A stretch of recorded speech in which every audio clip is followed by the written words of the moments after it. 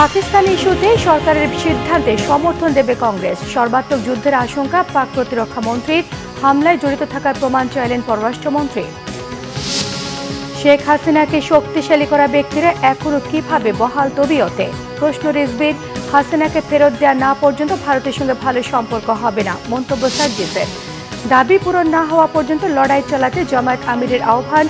অন্তর্বর্তী সরকার অভ্যুত্থানের সুফল দিতে অনেক ক্ষেত্রে ব্যর্থ, ফরহাদ মজহারের অভিযোগ। চালের বাজারে স্বস্তি, মিনিকেটের দাম কেজিতে কমেছে ৮ থেকে ১০ টাকা। উল্টো পথে সবজি বেড়েছে প্রায় সবকিছুর দামই। দেখছিলেন ক্রাউন সিমেন্ট সংবাদ শিরোনাম। ভারত নিয়ন্ত্রিত কাশ্মীরের পেহেলগাঁওয়ে সন্ত্রাসী হামলার জবাবে সরকারের যে কোনো পদক্ষেপে বিরোধী দল সমর্থন দেবে বলে আশ্বস্ত করেছেন কংগ্রেস শীর্ষ নেতা রাহুল গান্ধী। এদিকে পাকিস্তানে জড়িত থাকার প্রমাণ অবিলম্বে উপস্থাপনের চ্যালেঞ্জ দিয়েছেন পাকিস্তানের পররাষ্ট্রমন্ত্রী ইসহাক দার। পেহেলগাঁওয়ে অন্তত ২৬ পর্যটক হত্যার ঘটনায় পাকিস্তানের সঙ্গে পাল্টাপাল্টি পদক্ষেপে উত্তেজনাকর পরিস্থিতিতে বৃহস্পতিবার সর্বদলীয় বৈঠক হয়েছে ভারতে। বৈঠকে গোয়েন্দা ব্যর্থতা স্বীকার করেছে প্রধানমন্ত্রী নরেন্দ্র মোদী নেতৃত্বাধীন কেন্দ্রীয় সরকার। পার্লামেন্ট ভবনে অনুষ্ঠিত ওই বৈঠকে ছিলেন না মোদী। লোকসভার বিরোধী দলীয় নেতা রাহুল বলেছেন, সরকার যাই পদক্ষেপ নেবে তাতে পূর্ণ সমর্থন থাকবে বিরোধী দলের। আসাদুদ্দিন ওয়াইসি বলেছেন, জাতীয় স্বার্থে রাজনৈতিক ভেদাভেদের সময় নয় এটি। এদিন যুক্তরাষ্ট্র, ইউরোপ, কাতার, জাপান, রাশিয়া এবং চীনের রাষ্ট্রদূতদের মন্ত্রণালয়ে ডেকে সার্বিক পরিস্থিতি বর্ণনা করেছেন ভারতের পররাষ্ট্র সচিব বিক্রম মিস্ত্রি। এদিকে ভারতকে মিথ্যে দোষারোপের অস্বাস্থ্যকর খেলা বন্ধের আহ্বান জানিয়েছেন পাকিস্তানের পররাষ্ট্রমন্ত্রী ইসহাক দার। চ্যালেঞ্জ দিয়ে বলেছেন, পাকিস্তান জড়িত থাকলে বিশ্ববাসীর সামনে প্রমাণ উপস্থাপন করুক দিল্লি। চরম কূটনৈতিক টানাপোড়েনের জেরে পাকিস্তানের আকাশ সীমায় ঢোকার সুযোগ বন্ধ হওয়ায় শিডিউল বিপর্যয়ের মুখে পড়েছে ভারতের বিমান পরিবহন সংস্থাগুলো। যুক্তরাষ্ট্র, ইউরোপ, মধ্যপ্রাচ্যগামী ফ্লাইটের সময়সূচি পরিবর্তনের আভাস দিয়ে বিমানবন্দরে যাবার আগে খোঁজ নেওয়ার অনুরোধ জানিয়ে নোটিশ দিয়েছে এয়ার ইন্ডিয়া, ইন্ডিগো সহ অন্যান্য বিমান পরিবহন সংস্থা।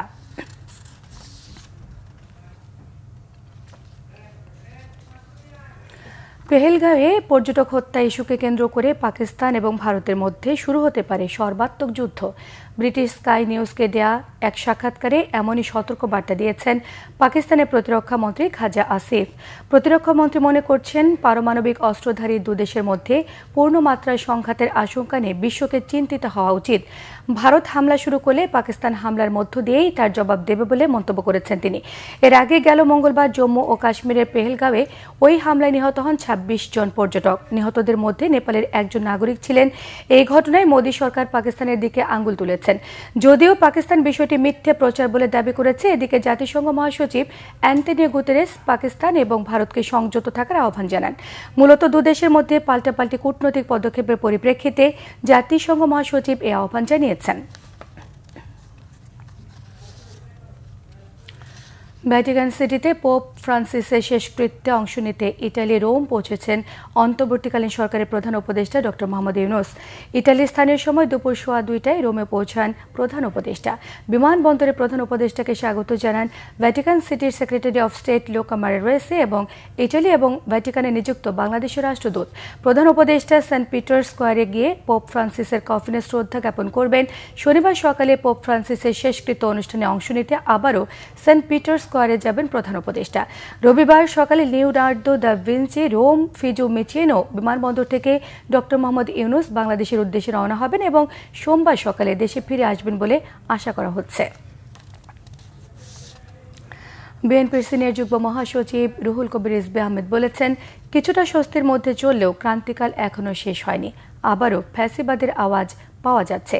দলের ভারপ্রাপ্ত চেয়ারম্যান তারেক রহমানের নির্দেশনায় আমরা বিএনপি পরিবারের পক্ষ থেকে ২৪ ছাত্র জনতার গণ অভ্যুত্থানে শহীদ পরিবারের প্রতি আর্থিক সহায়তা প্রদান অনুষ্ঠানে তিনি এসব কথা বলেন। তিনি বলেন, আবারও যদি ফ্যাসিবাদ ফিরে আসে, যারা প্রমাণ দিয়েছে তাদের কি জবাব দেওয়া হবে? বিচারপতি খায়রুল হক কেন এখনো গ্রেফতার হয় না প্রশ্ন রেখে তিনি বলেন, শেখ হাসিনার হাতকে যারা শক্তিশালী করেছে তারা কিভাবে এখনো বহাল তবিয়তে? তারা কিভাবে ধরাছোঁয়ার বাইরে? এরাই গণতন্ত্র হত্যাকারী, ভোটাধিকার হরণকারী উল্লেখ করে রিজভী বলেছেন, তারা শাস্তির আওতায় না এলে কিভাবে হবে? শেখ হাসিনাকে এরাই ফ্যাসিবাদ কায়েম করার সুযোগ করে দিয়েছেন বলে মন্তব্য করেছেন বিএনপির এই নেতা।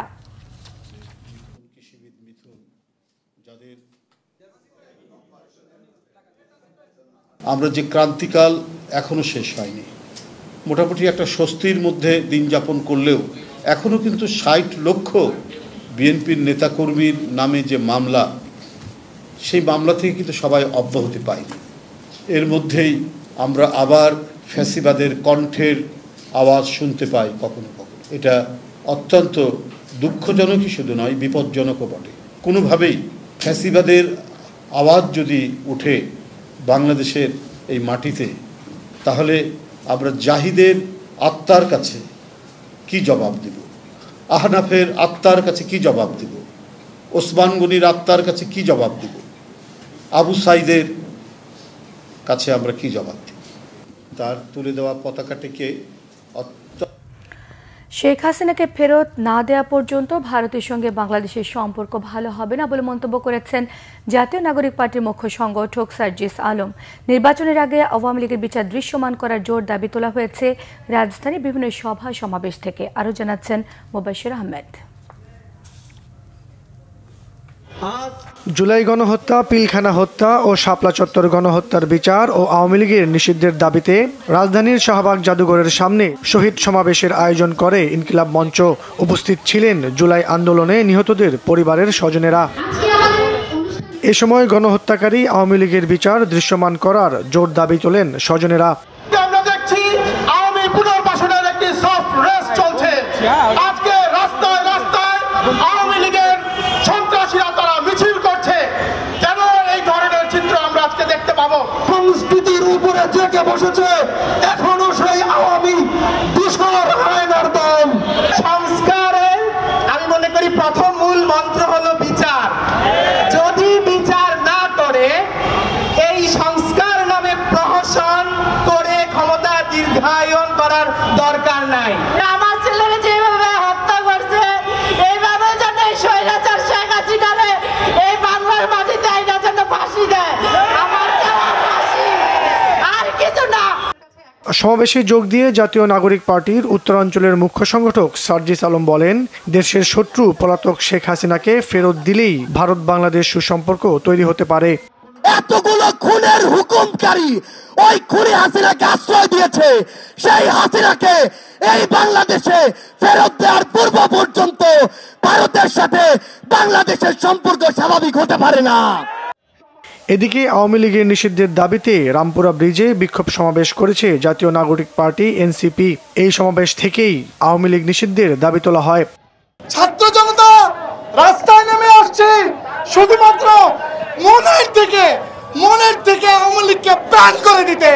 আমরা বলতে চাই, এই বাংলাদেশে 24-এর গণহত্যায় যে 2022 সালে শহীদ হয়েছে, যে 25,000 ভাই আজকে আহত হয়ে হসপিটালে কাটাচ্ছে, সেই আহত নিহতের পরিবারের পক্ষ থেকে বলছি, এই বাংলাদেশে আওয়ামী লীগকে আর পুনর্বাসিত হতে দেব না আমরা।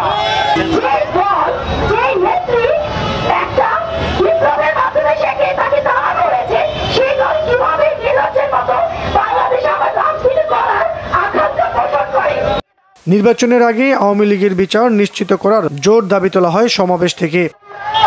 মোবাশির আহমেদ, বাংলা ভিশন, ঢাকা। বর্তমান নির্বাচন কমিশনকে তাদের সদিচ্ছা এবং সক্ষমতা প্রমাণ দেওয়ার আহ্বান জানিয়েছেন জামায়াত ইসলামের আমির ডাক্তার শফিকুর রহমান। সকালে ময়মনসিংহের জেলা ও মহানগর জামায়াতের কর্মী সম্মেলনে প্রধান অতিথির বক্তব্যে তিনি আহ্বান জানান। এই সময় তিনি আরও জানান, বর্তমান কমিশন আগে স্থানীয় নির্বাচন দিলে মানুষের উপকার হবে। এতে কমিশনের অ্যাসিড টেস্টও পরীক্ষা হয়ে যাবে। এছাড়া তরুণদের উদ্দেশ্যে তিনি বলেন, তরুণরা হচ্ছে এদেশের ভবিষ্যৎ নেতা। যতদিন পর্যন্ত তরুণদের ন্যায্য দাবি পূরণ না হবে, ততদিন এই লড়াই থেকে বিশ্রাম নেওয়া যাবে না বলেও মন্তব্য করেছেন জামায়াতের আমির।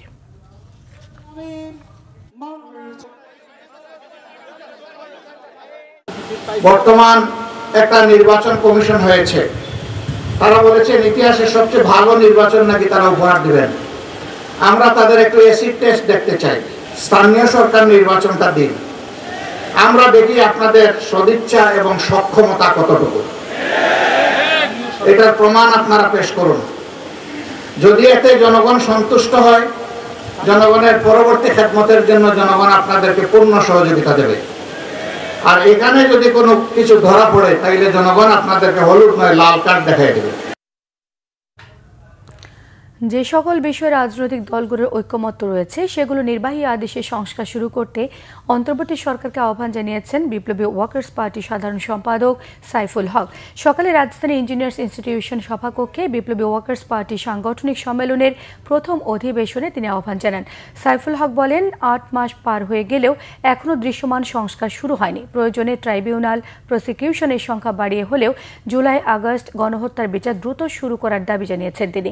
১ থেকে ১.৫ মাসের মধ্যে ঐকমত্য কমিশনের কাজ শেষ করে প্রয়োজনে সংবিধানের পরিবর্তন এবং সংযোজনের তাগিদ দিয়েছেন সাইফুল হক। দেশের রাজনীতিতে আত্মপ্রকাশ করল নতুন আরও একটি দল। অভিনেতা ইলিয়াস কাঞ্চনের নেতৃত্বে নতুন দলটির নাম জনতা পার্টি বাংলাদেশ। সকালে রাজধানীর ইন্টারকন্টিনেন্টাল হোটেলে দলটির আত্মপ্রকাশ ঘটে। নতুন এই রাজনৈতিক দলটির চেয়ারম্যান ইলিয়াস কাঞ্চন এবং মহাসচিব হিসেবে শওকত মাহমুদের নাম ঘোষণা করা হয়েছে। অনুষ্ঠানে বক্তারা বলেছেন, বৈষম্য, ফ্যাসিবাদ, আধিপত্যবাদের বিরুদ্ধে গণতন্ত্রকে এগিয়ে নিতে কল্যাণ, ইনসাফ এবং সার্বভৌমত্ব নিশ্চিত করতে কাজ করবে এই দলটি। তারা বলেন, সকল ধর্মীয় জঙ্গিবাদ এবং উগ্রতাকে নিরুৎসাহিত করে সব মত পথের বিভাজন মুছে ফেলে জবাবদিহিতামূলক রাজনৈতিক সংস্কৃতি নির্মাণকে লক্ষ্য হিসেবে প্রাধান্য দিয়েছে জনতা পার্টি। অনুষ্ঠানে ইলিয়াস কাঞ্চন অভিযোগ করেন, নিরাপদ সড়ক চাই বাস্তবায়নে দীর্ঘ ৩২ বছরে কোনো রাজনৈতিক দলের সহযোগিতা তিনি পাননি।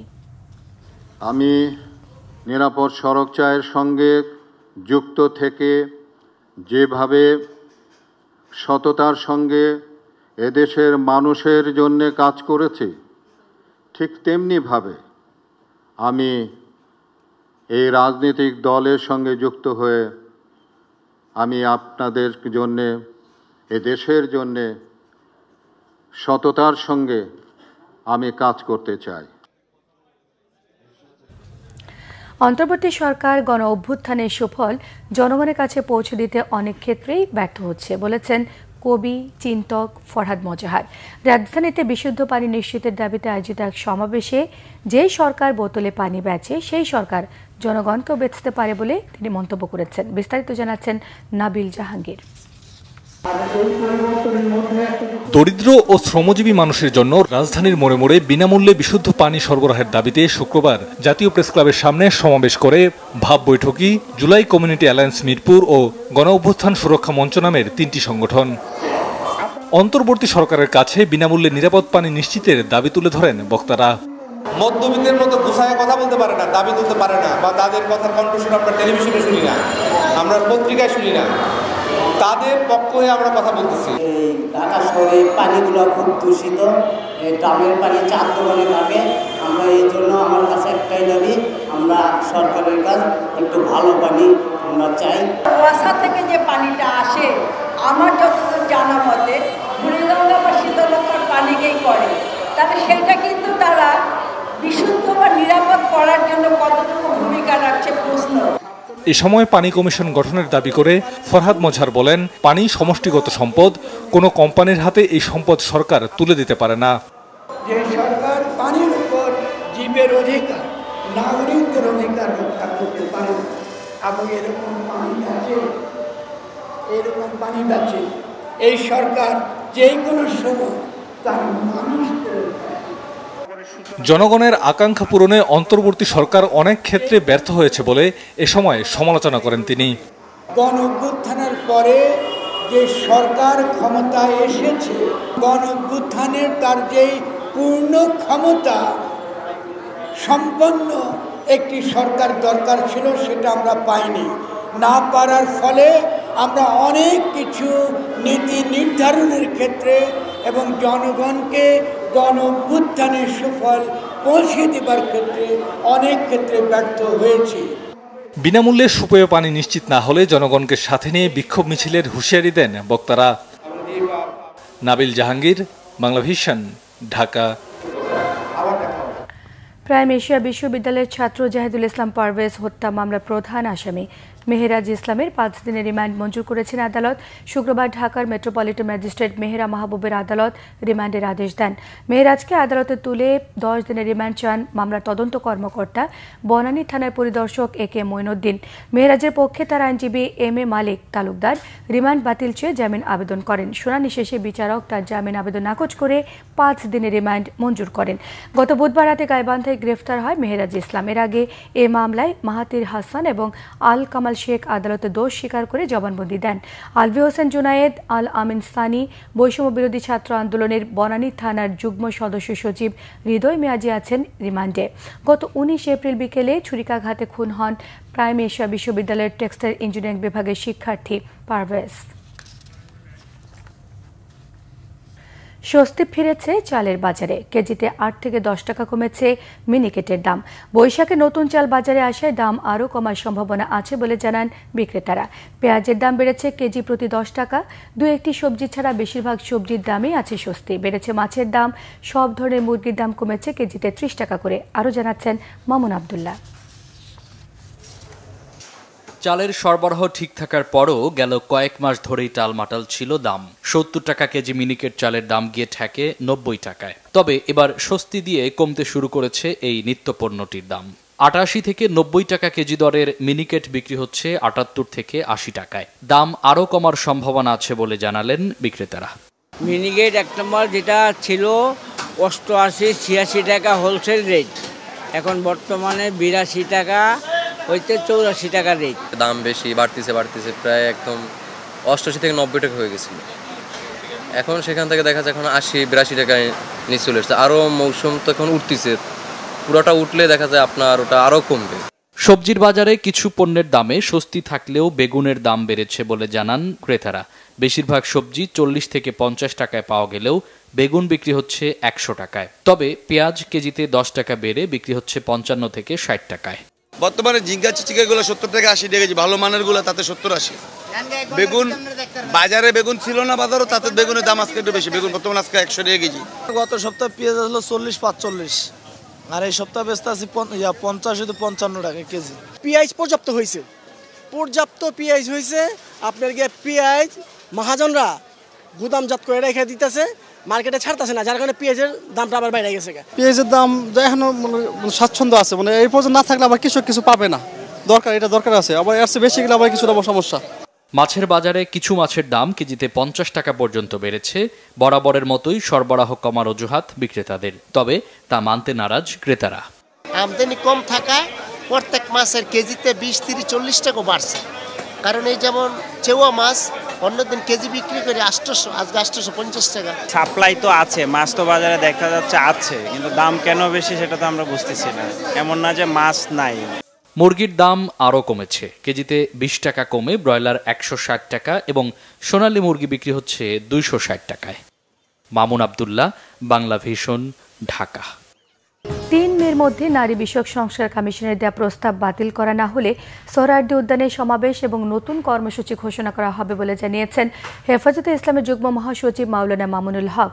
বিকেলে নারায়ণগঞ্জের চাষড়ায় কেন্দ্রীয় শহীদ মিনারে জেলা ও মহানগর হেফাজতে ইসলাম আয়োজিত গণজমায়েতে প্রধান অতিথির বক্তব্যে তিনি সব কথা জানান।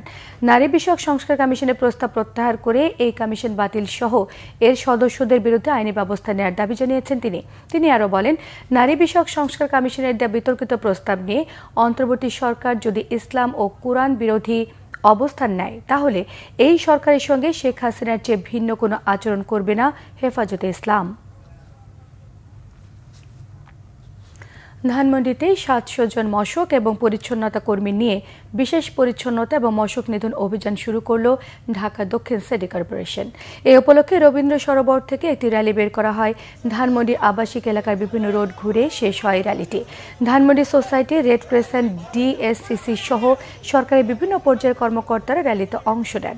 এবারে স্লোগান রাখা হয়েছে, নিজ আঙ্গিনা পরিষ্কার রাখি, পরিচ্ছন্ন নগর গড়ি। এর আগে বিশেষ পরিচ্ছন্ন এবং মশক নিধন কার্যক্রম উদ্বোধন করে স্থানীয় সরকার সচিব মোহাম্মদ রেজাউল মাকসুদ জাহিদি জানান, পরিকল্পিত পরিকল্পনা বাস্তবায়নে ধানমন্ডিবাসীকে যে কোনো সহযোগিতা করবে সরকার। সকল এলাকার সোসাইটি এগিয়ে এলে পরিষ্কার নগরী গড়ে তোলা সম্ভব বলেও তিনি মনে করেন। এই সময় ঢাকা দক্ষিণ সিটি কর্পোরেশনের প্রশাসক মোহাম্মদ শাহজাহান মিয়া জানান, 7টি জোনে ভাগ হয়ে পরিষ্কার এবং পরিচ্ছন্নতা অভিযানে অংশ নিচ্ছেন দক্ষিণ সিটি কর্পোরেশনের কর্মীরা। এছাড়াও বর্ষাকালে নেওয়া হয়েছে বৃক্ষরোপণ কর্মসূচি। পূবালী ব্যাংকের ইসলামিক ব্যাংকিং উইংয়ের আয়োজনে অনুষ্ঠিত হল ইসলামিক ব্যাংকিং অ্যান্ড ফিন্যান্স শীর্ষক সেমিনার। ব্যাংকের প্রধান কার্যালয় মিলনায়তনে আয়োজিত অনুষ্ঠানে প্রধান অতিথি হিসেবে ছিলেন পূবালী ব্যাংকের ব্যবস্থাপনা পরিচালক ও সিইও মোহাম্মদ আলী। অনুষ্ঠানে মূল বক্তা ছিলেন Cambridge institute of Islamic finance UK এর মহাপরিচালক প্রফেসর ডক্টর মোহাম্মদ হুমায়ুন আব্বাস দার। এই সময় আরও উপস্থিত ছিলেন ব্যাংকের উপব্যবস্থাপনা পরিচালক আহমেদ এনায়েত মঞ্জুর এবং মোহাম্মদ শাহনেওয়াজ খান। ইসলামী ব্যাংকিং উইংয়ের মহাব্যবস্থাপক দেওয়ান জমিল মাসুদ সহ প্রধান কার্যালয় মহাব্যবস্থাপক বৃন্দ এবং ব্যাংকের ঊর্ধ্বতন কর্মকর্তারা সময় উপস্থিত ছিলেন। অনুষ্ঠানে বাংলাদেশের ইসলামী ব্যাংকিং খাতের চ্যালেঞ্জ এবং সম্ভাবনার বিষয়ে আলোচনা হয়েছে।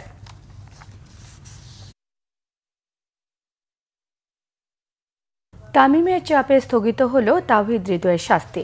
ঢাকা প্রিমিয়ার ক্রিকেটের সুপার লিগের শেষ 2 ম্যাচ খেলতে পারবেন মোহামেডান অধিনায়ক। স্থগিত হওয়া 1 ম্যাচের নিষেধাজ্ঞা কার্যকর হবে আগামী বছরের প্রিমিয়ার লিগে। তামিম ইকবালের নেতৃত্বে বিসিবির সঙ্গে সাক্ষাৎ করেন ক্রিকেটাররা। 1 ম্যাচে 2 বার শাস্তি দেওয়া হাস্যকর বলেও মন্তব্য করেছেন জাতীয় দলের সাবেক অধিনায়ক। রিপোর্ট করছেন মানিক মাহমুদ।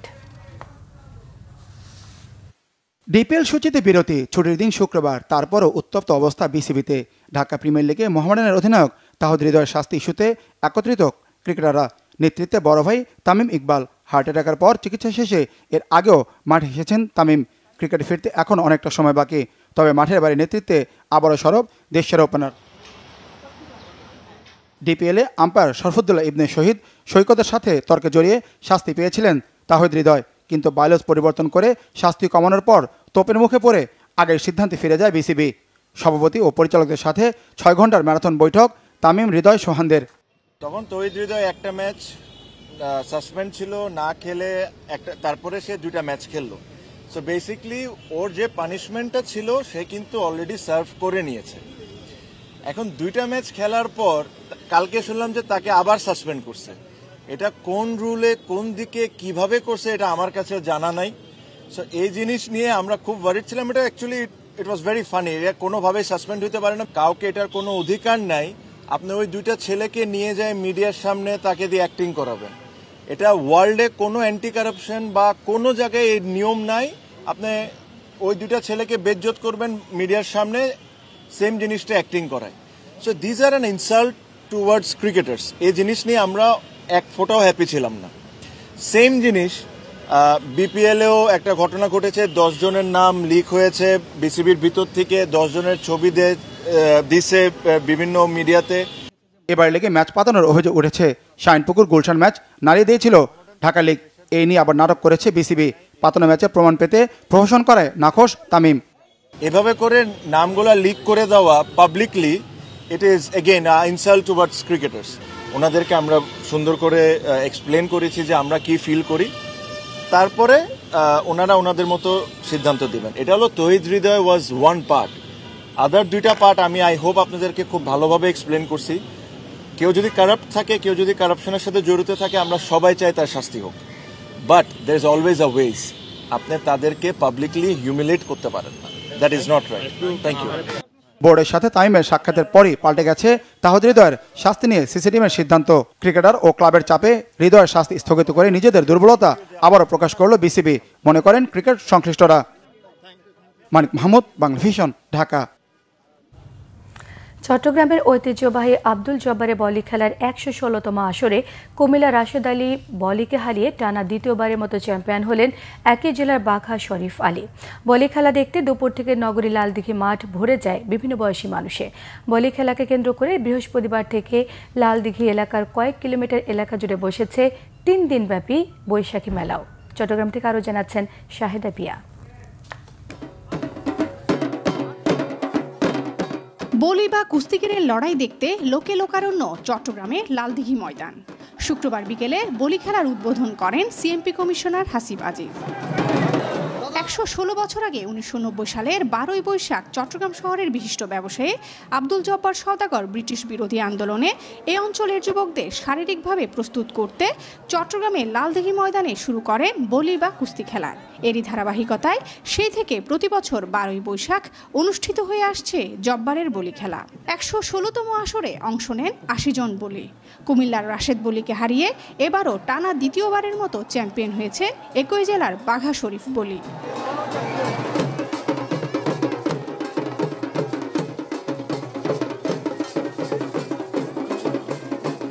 সবাই আমার জন্য দোয়া করবেন, আমি যে সামনে আবার আপনাদের মাঝে খেলা দেখাতে পারি।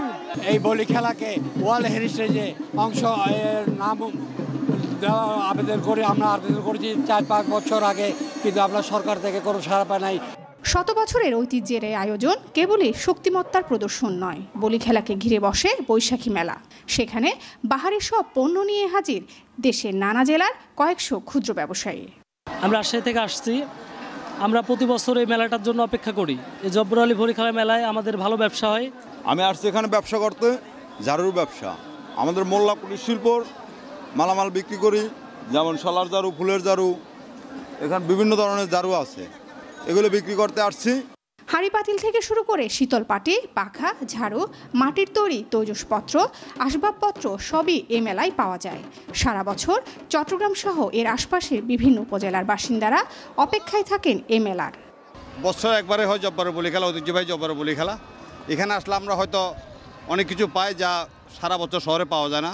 গ্রামের ঐতিহ্যবাহী অনেক কিছু আসে, যেমন এই হাত পাকার বিছন বা আরও অন্যান্য ছেলেদের খেলনা দুলনা এইসবগুলো পাওয়া যায়। বলি মেলার সাথে আপনার 3 দিন ব্যাপী যে মেলাটা হয় আর কি, এটা অনেক দিন ধরে চলে আসতেছে।